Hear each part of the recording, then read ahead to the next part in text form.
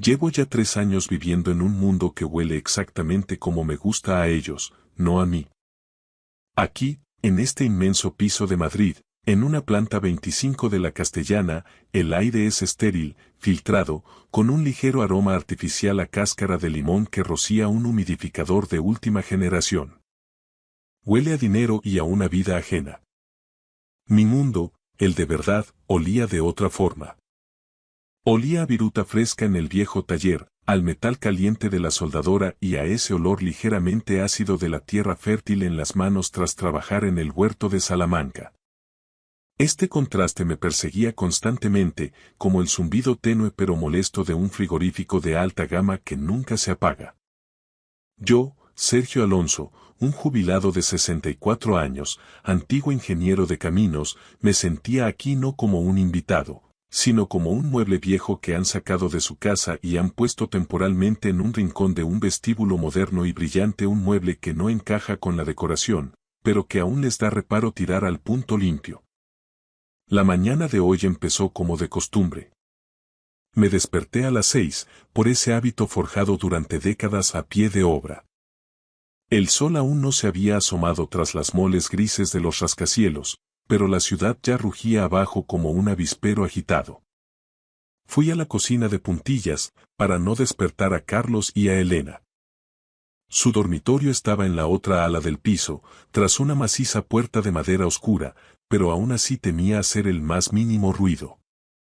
En los últimos meses, había aprendido a moverme por esta casa de forma casi imperceptible, como una sombra que pide perdón por existir. La cocina parecía un quirófano. Frontales blancos brillantes, encimera de acero, botones táctiles en cada electrodoméstico de marca alemana. Abrí el armario y saqué mi vieja taza de cerámica con una pequeña mella casi invisible en el borde. El único objeto de mi vida pasada que me permitieron traer conmigo. La cafetera, que parecía el panel de control de una nave espacial, emitió una señal melódica. Pulsé el botón y un café de cápsula, aromático pero totalmente insípido, cayó en la taza. Siempre preferí el café de cafetera italiana, de ese que perfuma toda la casa, pero la mía se quedó en Salamanca junto con todo lo demás.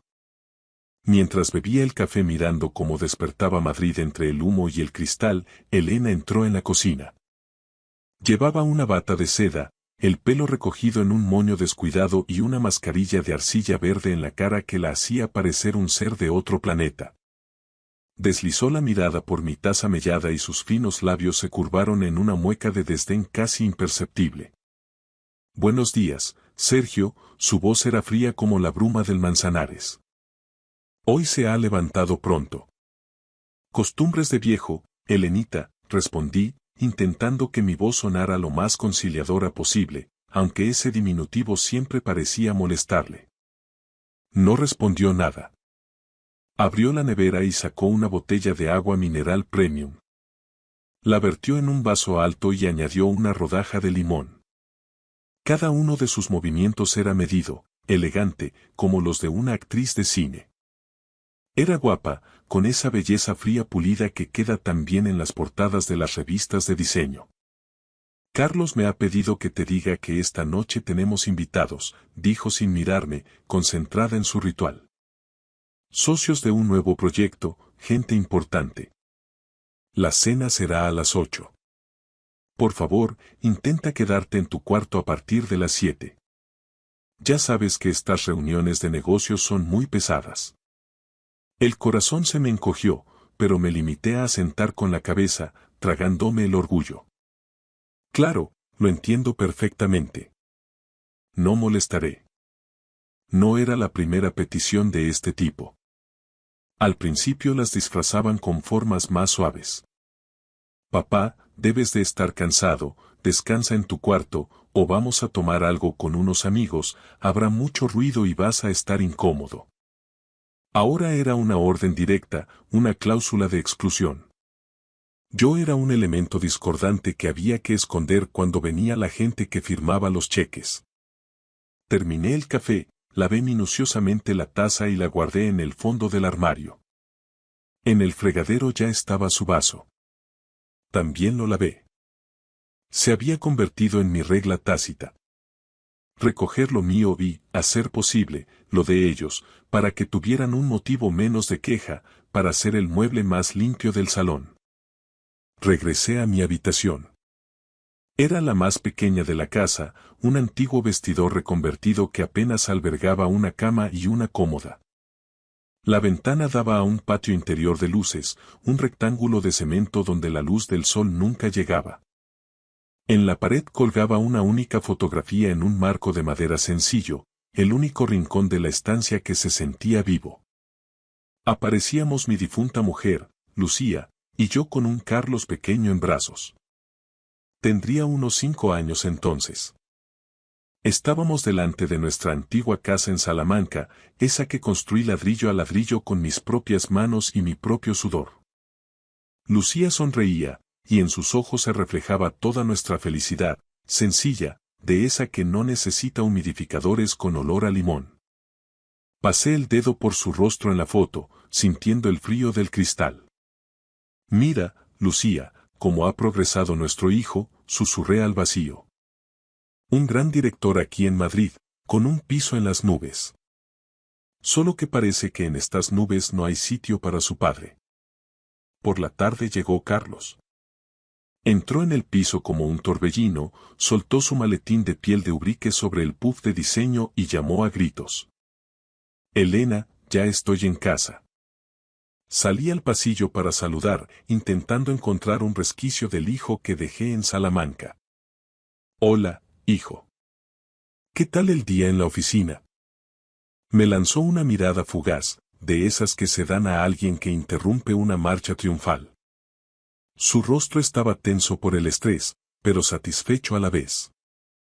Hola, papá. Bien, a tope. Hoy hemos firmado las arras para una nueva promoción en la zona norte. Si todo sale según lo previsto, en un año duplicaremos la facturación. Estamos jugando en la Liga de los Grandes. Eso es bueno, dije sinceramente, aunque los términos me sonaran a otro idioma. Me alegro mucho por ti. Sí. Se aflojó el nudo de su corbata de seda. ¿Te ha dicho Elena lo de esta noche? Sí, claro, no te preocupes, no molestaré. Perfecto.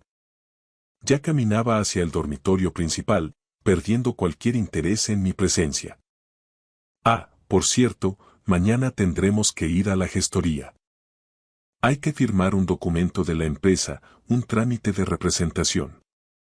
Te lo explico luego. Al fin y al cabo, tú figuras como administrador único. Esbozó una sonrisa condescendiente, como si hablara de una formalidad graciosa, de un disfraz que me prestaba para que me sintiera útil. Yo asentí, pero por dentro se me heló la sangre.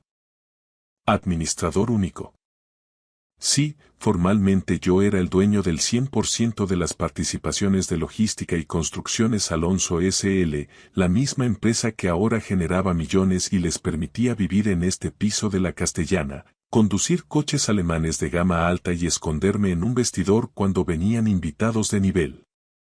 Carlos parecía haber olvidado que mi titularidad no era una simple carambola legal, o lo que era peor, quizá nunca lo había considerado algo serio. Por la noche, tal como se me había ordenado, me quedé en mi cuarto. Del salón llegaban risas impostadas, el tintineo de copas de cristal de Bohemia y un hilo de música chill-out que me resultaba ajeno. Intentaba leer, pero las líneas de mi libro se emborronaban. Oía a Carlos contar con arrogancia las perspectivas de la empresa, las nuevas tecnologías de edificación, los contratos públicos millonarios. Hablaba como si lo hubiera creado todo de la nada, como si su imperio no tuviera cimientos. Como si no hubiera existido mi casa de Salamanca, vendida hasta el último ladrillo, ni mis ahorros de 40 años como ingeniero de caminos invertidos hasta el último céntimo en su proyecto inicial. Cerré los ojos y sentí cómo brotaba en mi interior un resentimiento sordo y frío. Se había ido acumulando gota a gota durante meses de silencios y desplantes. Y hoy, con esa orden de esconderme, parecía que el vaso empezaba a desbordarse. Aún no sabía qué hacer, pero por primera vez en estos 3 años comprendí que no podía seguir siendo una sombra que pide permiso para respirar. Algo tenía que cambiar. Y ese cambio, lo presentía, iba a ser doloroso para todos. La recepción se alargaba. Las voces en el salón eran cada vez más altas. Yo, sentado en mi pequeño cuarto, me sentía un proscrito en la casa comprada con el dinero de la venta de mi propia fortaleza. Intenté concentrarme en el camino de Miguel Delibes, buscando refugio en sus palabras castellanas, pero mis pensamientos volvían tercos a la realidad del otro lado del tabique. Cada frase que llegaba desde el salón me hería. Oía a Elena decirle a una invitada entre risitas: «Estamos mirando las Maldivas para este año. Carlos necesita desconectar, que el pobre se mata a trabajar. Iremos en business, claro. Volar en turista a estas alturas es una ordinariez, hay que tenerse un poco de respeto a una misma». Dejé el libro sobre la mesilla. Maldivas, clase business. Recordé cómo Lucía y yo, una vez cada 5 años, nos permitíamos un viaje a Benidorm, a un hostal modesto cerca de la playa, y éramos los reyes del mundo. Ahorrábamos todo el año privándonos de mucho, pero esos recuerdos eran los más cálidos. Y ahora mi hijo, que de niño se ponía radiante con una excursión al campo en un viejo Seat, hablaba de la clase business como si fuera un derecho de nacimiento. En sus planes para las Maldivas, por supuesto, no había sitio para su anciano padre. Ese pensamiento me atravesó la conciencia y activó una cadena de recuerdos amargos. Volví a ver aquel día en mi cocina de Salamanca. Carlos, recién llegado de Madrid, rebosaba un entusiasmo casi febril. Desplegó sobre la mesa de madera informes y gráficos. «Papá, es la oportunidad de nuestra vida. El mercado inmobiliario en Madrid está volviendo a explotar. Tengo la idea, tengo los contactos en el ayuntamiento. Solo necesito el capital inicial. Los bancos no dan crédito por una idea sin avales sólidos». Elena estaba a su lado, apretándole la mano y mirándome con una esperanza que entonces creí sincera. «Sergio, se lo devolveremos todo con intereses. Carlos tiene tanto talento, le va a ir de maravilla. Usted será parte de esto». Los miré y vi en sus ojos el sueño de una vida mejor, el mismo por el que yo había trabajado en obras bajo el sol y la lluvia toda mi existencia. «¿Cuánto hace falta?», pregunté, aunque ya temía la respuesta. Carlos respiró hondo. 50.000 euros para empezar. De base. Para la oficina, el registro de la SL, los primeros sueldos. Yo tenía en la cuenta 20.000 euros. Mis ahorros de toda la vida. El resto. El resto era mi piso de 3 habitaciones en el centro de Salamanca. Mi hogar, donde cada reforma la hice yo, donde aún se sentía el espíritu de Lucía. Venderé el piso, dije entonces, y la decisión nació de un amor ciego de padre. Y añadiré mis ahorros. Con eso tendréis vuestra oportunidad. Carlos me abrazó como hacía años que no lo hacía. Papá. No te arrepentirás. Te traeremos a Madrid con nosotros, compraremos un piso enorme. Tendrás la mejor habitación, serás nuestro invitado de honor. Lo vendí todo. El piso voló por 180.000 euros. Lo invertí todo en su sueño. Al principio, en Madrid, vivimos de alquiler, unidos por la necesidad. Ayudé a Carlos con los trámites legales y la constitución de la sociedad. Fue entonces cuando Pedro, mi amigo abogado de la facultad, me dio el consejo que hoy me mantenía en pie. Sergio, no seas ingenuo. Ponlo todo a tu nombre. Tú eres el único inversor real. Que tu hijo sea el director, que gestione el día a día, pero el administrador único y el socio único debe ser tú. Por si las moscas, que la vida da muchas vueltas y el éxito emborracha. Carlos no se opuso. Para él, en aquel momento de hambre, era una formalidad. Lo importante era el flujo de caja. Pero el éxito llegó, y con él, el olvido. Hace medio año, durante una cena, me atreví a preguntar. Hijo, ¿te acuerdas de lo que hablamos? ¿Podríamos mirar un piso con un poco más de espacio? Aquí en el vestidor estoy algo apretado, y no entra ni un rayo de sol. Carlos desvió la mirada al plato y Elena tomó la palabra con esa voz de seda. Sergio, tiene que entender que los precios en Madrid son prohibitivos ahora mismo. Estamos reinvirtiendo cada euro para que la empresa crezca. Además, ¿para qué quiere más espacio? Si aquí está tranquilo, leyendo sus libros. Es una habitación muy acogedora. Me callé, sintiéndome como un estorbo. Pero la estocada final fue hace un mes. Le pedí a Carlos algo de dinero extra. Mi pensión se iba casi entera en mis medicinas y gastos mínimos. Necesitaba zapatos nuevos, los míos estaban ya para el arrastre. Papá, ahora mismo cada céntimo está comprometido, dijo sin levantar la vista del móvil. Mañana toca el IVA, hay pagos a proveedores. Espérate un poco. No insistí. Fui al zapatero de barrio para que les pusiera un parche. 2 días después, Elena llegó con un bolso que costaba lo que 50 pares de mis zapatos. Sacudí la cabeza en la oscuridad de mi cuarto. Los invitados se marchaban. Oía sus voces de despedida. Cuando el silencio regresó al piso, mi puerta se entreabrió. Carlos entró oliendo a vino caro y a ese perfume de marca que tanto le gustaba ostentar. Se sentó en el borde de mi cama. Oye, papá, una cosa. Mañana en la gestoría habrá que firmar un poder notarial general a mi nombre. Es para que yo pueda representar los intereses de la empresa y firmar contratos sin que tengas que desplazarte tú. Así no te molestamos con el papeleo. Lo decía con una naturalidad insultante. Pero yo, con el corazón lleno de recuerdos, escuché la realidad. Quería apartarme del todo, borrar el último vínculo legal que me quedaba con la empresa que yo había fundado con mi sacrificio. Quería que dejara de ser el dueño para ser, simplemente, un fantasma. Está bien, hijo, dije con una firmeza que él no supo interpretar. Si tiene que ser mañana, será mañana. Asintió, satisfecho por mi supuesta docilidad, y se fue. Yo me quedé en el silencio de mi celda de lujo, y una claridad fría inundó mi mente. No era solo egoísmo, era una estrategia de borrado. Y tenía que actuar antes de que la sombra se volviera invisible. Aquella firma no sería lo que él esperaba. A la mañana siguiente, el aire en el piso de la Castellana estaba cargado de una tensión invisible, densa como el calujeto madrileño en agosto. Desayunamos en un silencio sepulcral, solo roto por el tintineo de la cucharilla de plata de Elena contra su bol de porcelana.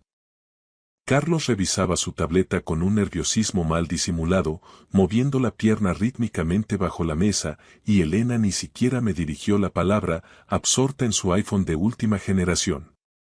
«Vamos, papá», dijo Carlos, levantándose de golpe y ajustándose los puños de la camisa. El notario nos espera a las 10 en su despacho de la calle Serrano. Ya sabes que en estos niveles la puntualidad es sagrada, no me gusta llegar tarde y dar mala impresión. Salimos del edificio y nos subimos a su flamante coche alemán, ese que brilla tanto que parece un espejo. El trayecto por el centro de Madrid fue rápido. Mientras él hablaba por el manos libres sobre presupuestos, licitaciones y comisiones de éxito, yo miraba por la ventanilla, viendo pasar los edificios señoriales del barrio de Salamanca con sus fachadas de piedra y sus balcones de forja. Me sentía extrañamente tranquilo, con esa paz que solo da la certeza de haber tomado la decisión correcta. Llegamos a la oficina del notario. Era un despacho sobrio, con ese olor inconfundible a papel viejo, cuero y solemnidad que tienen las notarías de Solerá en Madrid. El notario, un hombre de unos 60 años con gafas de montura de oro y aire de haberlo visto todo, nos recibió con una cortesía profesional impecable. «Buenos días, caballeros». Don Sergio, aquí tiene el documento para la firma del Poder General de Representación a favor de su hijo, dijo, extendiendo una carpeta de piel sobre la mesa de caoba. Carlos me puso un bolígrafo de plata maciza en la mano. Su mirada era impaciente, casi febril, ya se veía con el control total, sin tener que rendir cuentas al viejo. Firma aquí, papá. Es solo un trámite, una gestión administrativa para que yo pueda operar con las cuentas y cerrar los contratos de la promoción sin cargarte a ti con el papeleo y los viajes a la oficina. Así podrás descansar más. Dejé el bolígrafo sobre la mesa. El sonido del metal contra la madera noble resonó con la contundencia de un martillazo en el silencio sepulcral del despacho. No voy a firmar esto, Carlos, dije con una voz pausada, pero con una firmeza que no usaba desde mis tiempos de jefe de obra en Salamanca. Mi hijo parpadeó, totalmente descolocado. La máscara de éxito empezó a agrietarse. ¿Cómo? No te entiendo. Ayer dijiste que vendrías a firmar, que no había problema. Ayer escuché lo que querías hacer, que es muy distinto. Hoy he decidido lo que voy a hacer yo. Me giré hacia el notario, que mantenía una expresión neutra de profesional acostumbrado a los dramas familiares. Señor notario, lamento el cambio de planes, pero no deseo otorgar ningún poder general. De hecho, como socio único y administrador único de Logística y Construcciones Alonso S.L., quiero solicitar la revocación inmediata de cualquier poder de firma o representación que ostente mi hijo, Carlos Alonso, en nombre de la sociedad y en todas sus cuentas bancarias. El rostro de Carlos pasó del desconcierto a una palidez extrema, casi grisácea. Se levantó de la silla de un salto. Papá. ¿Pero qué locura estás diciendo? Te has vuelto loco de remate. Si me quitas los poderes, la empresa se paraliza, no podemos pagar ni una nómina. No se paraliza, Carlos. Se detiene para una auditoría externa que voy a encargar hoy mismo. He estado revisando por encima los extractos que llegan al buzón del piso y he visto gastos que no tienen nada que ver con el sector de la construcción. Hoteles de lujo en las Maldivas, joyas de marca, coches de alta gama. Mientras tanto, yo vivo en un vestidor sin luz natural y tengo que pedir permiso para salir de mi cuarto cuando vienen tus socios importantes. Es mi trabajo. Es imagen de marca, joder. En Madrid hay que aparentar para cerrar negocios. Gritó él, perdiendo los papeles por completo y olvidando que estábamos en un despacho oficial. No, Carlos. No es imagen de marca. Es mi dinero. Es el dinero que obtuve vendiendo mi casa de Salamanca, mi sudor de 40 años y el patrimonio que tu madre y yo levantamos de la nada. Y no voy a permitir que lo malgastes en una vida de cartón piedra mientras me tratas como a un estorbo que hay que ocultar. Salí del despacho sin mirar atrás, ignorando sus súplicas que empezaban a sonar a desesperación. Carlos intentó seguirme, gritando en plena calle Serrano que me arrepentiría, que estaba tirando su carrera por la borda, que no sabía lo que hacía. Pero yo, por primera vez en 3 años, caminaba con la espalda recta. Me sentía más ligero que nunca, como si el aire de Madrid hubiera dejado de ser estéril para empezar a saber a libertad. Me dirigí directamente a una sucursal bancaria cercana, donde nos conocían bien. Como administrador único legítimo, bloqueé todas las tarjetas de crédito corporativas y las cuentas personales vinculadas a la caja de la empresa. En menos de una hora, el grifo de lujo de Carlos y Elena se había cerrado en seco. La ficción había terminado. Cuando regresé al piso de la Castellana para recoger mis pocas pertenencias, la escena era dantesca, un retrato del colapso de una fachada de cristal. Elena gritaba histérica por teléfono en el pasillo, su tarjeta platino había sido rechazada en una boutique de la Milla de Oro y el mundo parecía acabarse para ella. Carlos estaba hundido en el sofá de cuero italiano, con la cabeza entre las manos y el nudo de la corbata deshecho.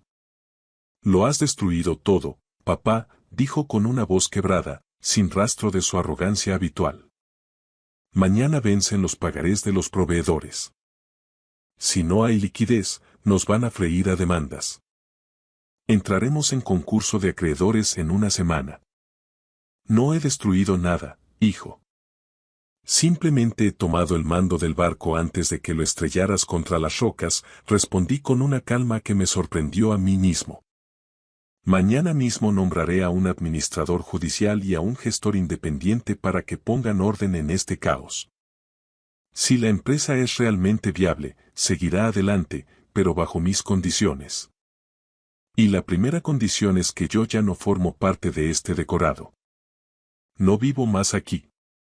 ¿Y a dónde piensas ir? Escupió Elena, apareciendo en el umbral con los ojos inyectados en sangre y un desprecio infinito. ¿A tu querida Salamanca?